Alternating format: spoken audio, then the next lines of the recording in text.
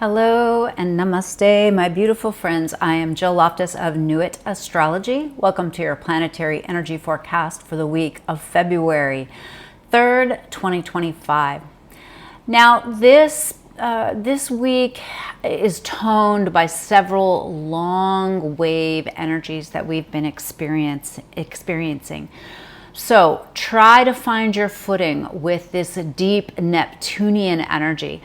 Remember that the North Node just recently moved into Pisces and is amplifying that Neptunian energy.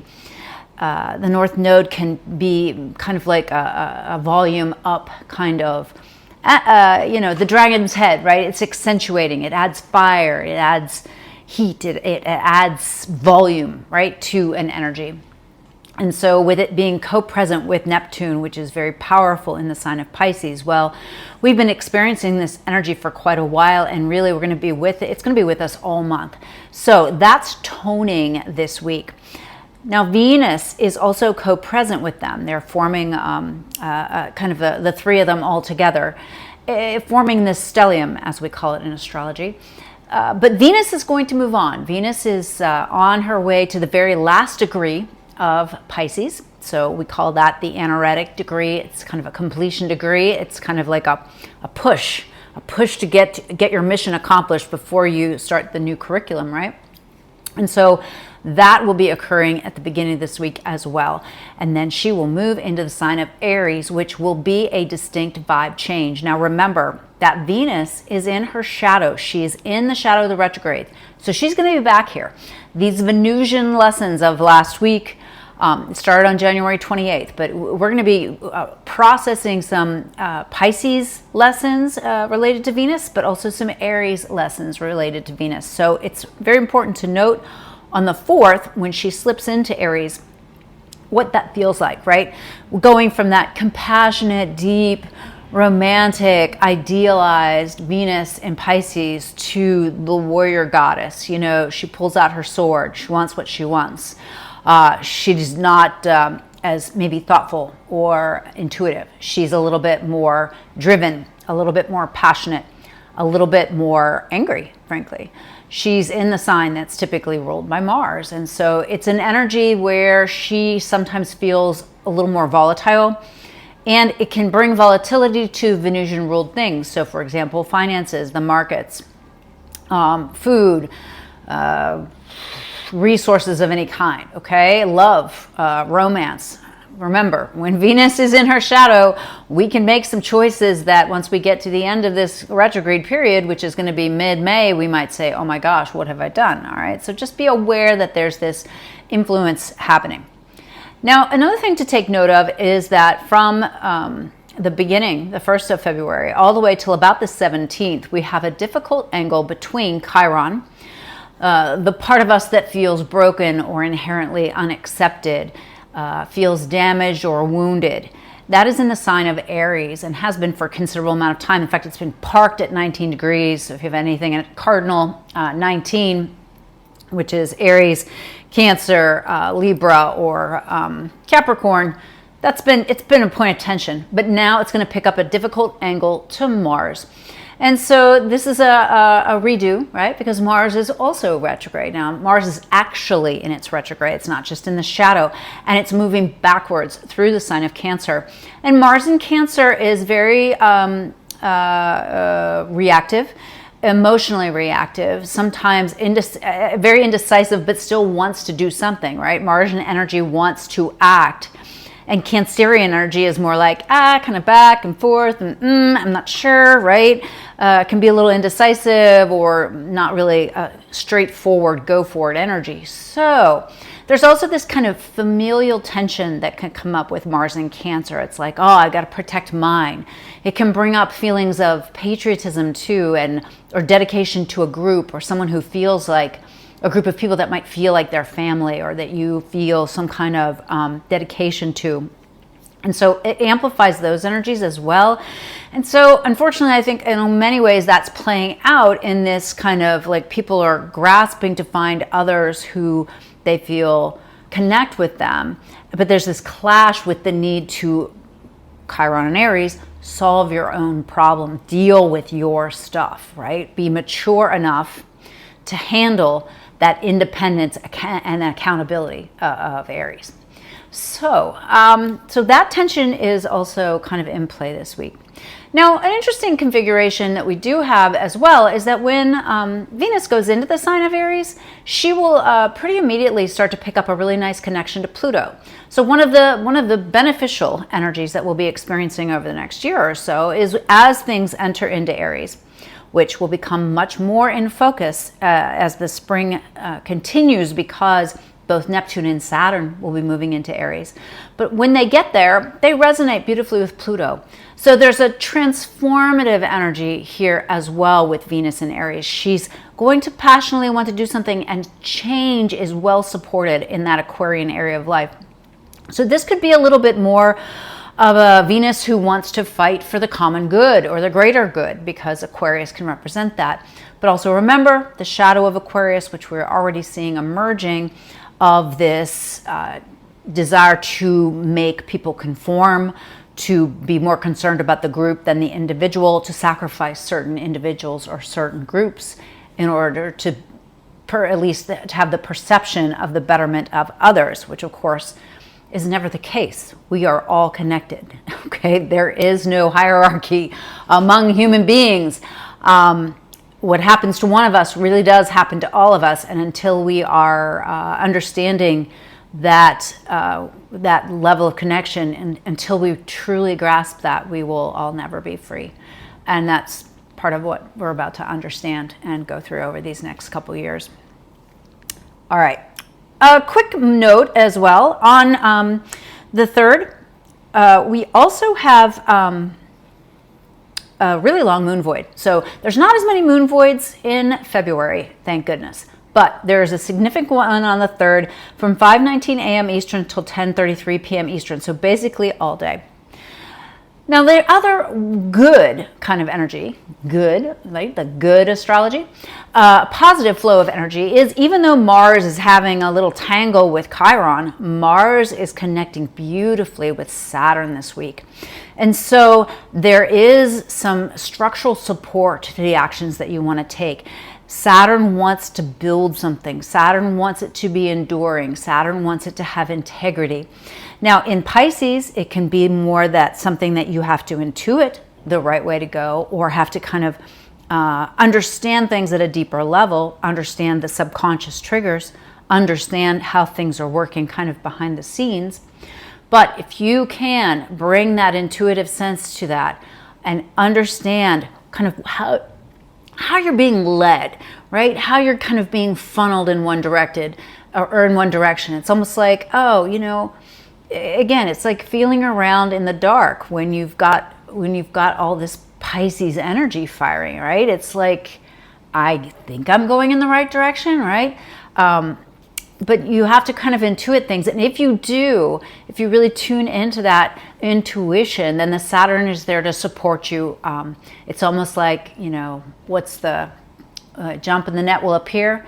Okay, believe me, I'm not a big jumper before I see the net, believe me. But it's at least take the step.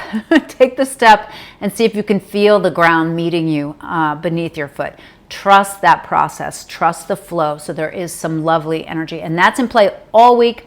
It actually perfects on the 9th, but you're going to feel that energy all week. And you may feel it into next week as well, because Saturn often fires late, so to speak. We don't see the energy show up immediately. Sometimes it takes a little while. Now, another date to really note, February 4th, the day that Venus goes into Aries, we have another positive motion, that is Jupiter, pausing in the sky and beginning to go direct. When especially the outer planets station in their retrograde point, they tend to be kind of flowing back and forth over such a long period of time. They aren't as distinct as, let's say, a Mercury retrograde or even a Venus retrograde. But when they pause to either move forward or backwards, that kind of sends out a signature that tells us a little bit about what that transit's been about. And Jupiter will pause at about 11 degrees of the sign of Gemini and begin to move forward. Now, I want you to know wherever Gemini is in your chart, you've got to take advantage of those opportunities, because Jupiter is going to pick up so much speed. It is going to zoom all the way into Cancer and get pretty far into Cancer before it retrogrades again. So these are the one and done 12-year transits of beneficial Jupiterian energy in the house of Gemini. So especially if you have any air planets, this is fantastic. Now, Jupiter in Gemini, probably not his favorite place to be, because Jupiter is more expansive, Gemini is more local. There can be just too much information, too much chatter, too much noise, right? So just be aware if that's one of the symbols that comes up for you, so that you can stay grounded and focus. Now, another thing that we're watching is that the Sun and Mercury are traveling very close together right now. Now, Mercury moves really fast. 88 days and zoom, it's gone all the way around the Sun, right? But when it gets really close to the Sun, it kind of the Sun blots out its energy. It can happen to any of the inner planets, the Mercury, Venus, or Mars. But Mercury in particular, when it gets really close to the Sun, it almost feels a little retrograde-y. And so you may feel that a little bit this week, wow, is Mercury retrograde? No. But you might have those retrograde moments. So just be sure that you're clear in your speaking, your writing, you're communicating, you're expressing yourself, right? It is in the sign of Aquarius, and in fact will meet the Sun. The Sun will swallow and empower Mercury on the 9th, and that is the aha moment. And then Mercury will hurry on its way and move away, and again it might feel a little retrograde-y. But another thing to really note is that when they reach that point where they merge, both of them will be beginning to pick up a difficult angle, a square, to Uranus in the sky. This is an erratic energy. This is the potentials for shocking events, shocking weather-related events, because it's in the sign of Taurus, shocking financial events. It could bring up,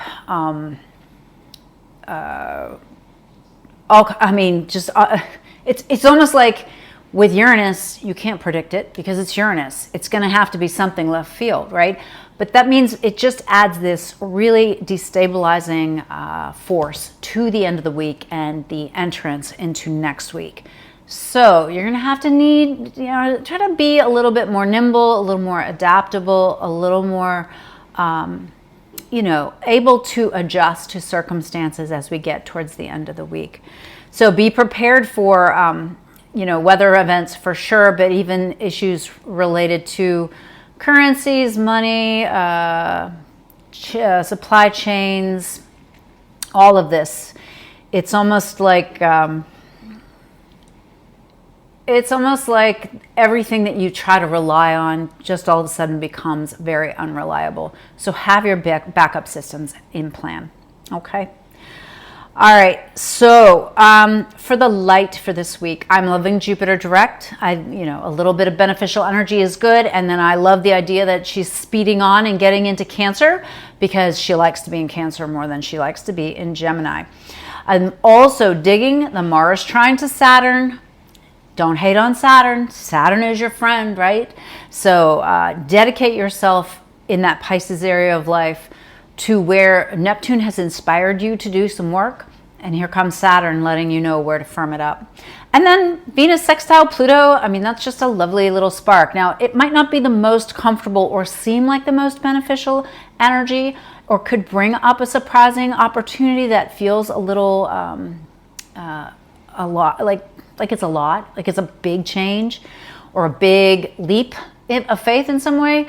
But I think it's very empowering, so I'm liking that. As far as the shadow of the week, I would say that Mars square to Chiron just feels a little bit like poking the bear or poking the crab, so to speak. I'm also, watching that Mercury getting close to the Sun and building up towards that square to Uranus. I really think this could have a volatile effect, especially because it already feels like there's some volatile energy in play this week. And this will really amplify it. And then, of course, the huge amount of Neptunian energy with the node of the moon conjunct Neptune. I feel like it's, unless people have done a lot of inner work, this is an energy that's very hard to understand. People want to check out. People want to go down rabbit holes and explain things in ways that aren't logical, have no fact-based, no foundation, right? So, unfortunately, I think that is also a shadow of the week. So, I hope you found this useful and helpful. Please do slow down, take your time, find ways to ground, find ways to experience joy and happiness, to send some positive energy out into the collective, be part of the solution and not part of the problem. We really are preparing for March and April and probably into May as well to be some of the most volatile months of the entire year. And we have a lot of work to be done in our world. So we're all here for it, right? All right, let's see what the tarot has to say. And if you found this helpful, please comment below. Hello, my beautiful friends. Let's check out the Isis Lotus Tarot spread for the week of February the 3rd, 2025. So as you know, this indicates two potential ways to work with the energy. Get my hair out of the microphone. All right. So two potential ways to work with what is coming up. A reading for the collective, please.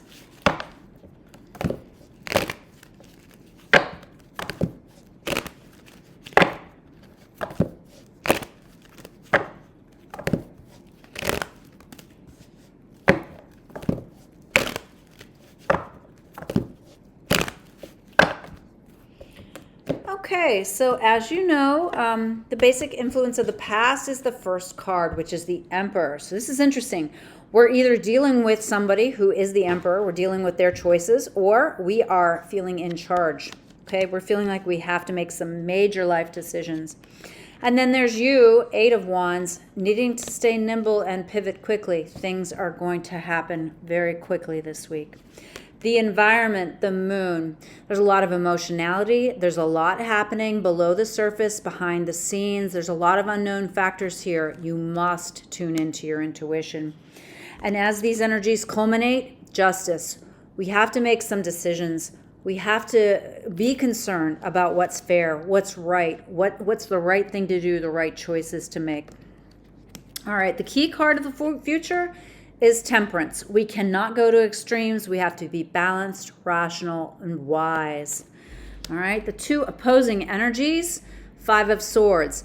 There are going to be certain people this week we will encounter who believe, yeah, they've gotten the victory. They've been way focused on one thing and not seeing the larger picture. And then the rest of us are freaking out, right? Here's the Nine of Swords. Like, there's a lot of worry. There's a lot of stress. Near future detail card is the King of Cups. So we need to step into this energy of feeling empowered like a king would, but yet being sensitive, nurturing, paying attention to how we feel and how others feel. The modifiers on the Five of Swords side, we have the Six of Cups. On the Nine of Swords side, we have the Knight of Wands. I'm just going to do these two and then read it all.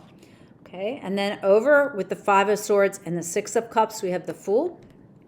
And over on the Nine of Swords, we have the Knight of Wands and the Ace of Pentacles. So I would say we've got this one, being too focused on the one thing, okay, means that you haven't been paying attention to your intuition. And so you've got to really think about what it is you've been trying to achieve in the long term, and then realize anything is possible. The other energy that we're dealing with is this stress, just this stress and worry, okay? There's no feelings of success over here. Now, again, over here, the feeling of success is not necessarily true. But on this side, we're definitely feeling like it's not working out, and we have to tap into our intuition. And then this side, requires us to take an action and start doing something so that we feel empowered. All right. And our two possible progressions or solutions, we've got on the Five of Swords, Six of Cups, and the Fool side, we've got the Seven of Wands. On the Nine of Swords, Knight of Wands, Ace of Pentacles, we have the Two of Cups. And then over here with the Seven of Wands, we have Judgment. And with the Two of Cups, we have the Sun. So these are actually, they turn out to be a very powerful reading, okay? So again, this hyper focus, you for the people that feel like, yeah, everything's great, you know, I achieved whatever. It's like you're really not seeing the big picture here. Get more in touch with your intuition. Reconnect to a time when you did feel encouraged, happy, supported, positive, and then tap into that energy of manifestation. You're going to have to set good boundaries in order to achieve what you want, but then you need to make the decision and move forward. On the other side, we've got the Worrier. I can relate to her. I was up all night last night. I could not sleep. You know, still, we have to feel empowered. We have to feel the energy of the King, but we're going to have to take an action and start something new. And then once we do that, once we trust ourselves to passionately move forward, I see this maybe as like Venus and Aries, the perfect situation or person will arise, and we will have the exact skills needed to move forward. So I am really appreciating this tarot spread this week. I think it's giving us some encouragement. So I'm wishing you the most marvelous week, and I'll see you later.